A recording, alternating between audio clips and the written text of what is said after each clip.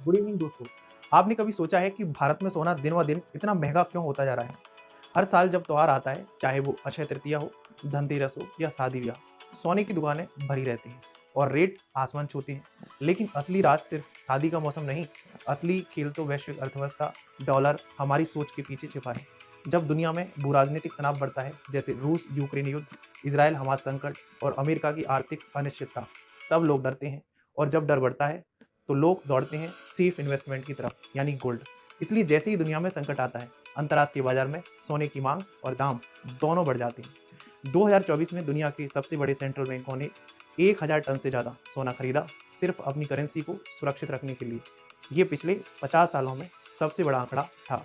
अब बात करते हैं हमारे रुपए की। जब रुपया अमेरिकी डॉलर के मुकाबले कमजोर होता है, तो सोना आयात करना महंगा पड़ता है, क्योंकि भारत 90% सोना विदेशों से मंगवाता है।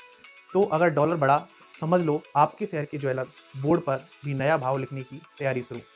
क्या आप जानते हैं, सिर्फ 10 ग्राम सोने की कीमत पिछले 10 सालों में करीब दोगुनी से भी ज़्यादा हो गई है। भारत में सोना सिर्फ धातु नहीं, भावना है।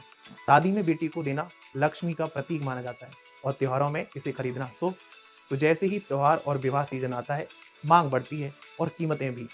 भारत दुनिया का दूसरा सबसे बड़ा गोल्ड कंज्यूमर है, सिर्फ चीन हमसे आगे। सोने की उपलब्धता सीमित है, खदानें खत्म हो रही हैं और माइनिंग कॉस्ट बढ़ रही है। उधर लोग अब गोल्ड ईटीएफ और डिजिटल गोल्ड में निवेश कर रहे हैं, यानी मांग कम होने का नाम ही नहीं ले रही। नासा का कहना है कि एक एस्ट्रॉयड 16 साइकिल जिसमें इतना सोना है कि अगर धरती पर लाया जाए तो हर इंसान अरबपति बन जाए।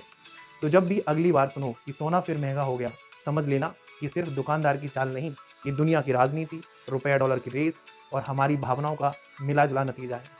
तो बताओ, अगर कल सोना 2 लाख रुपए तक चला जाए तो क्या आप फिर खरीदोगे? Thank you.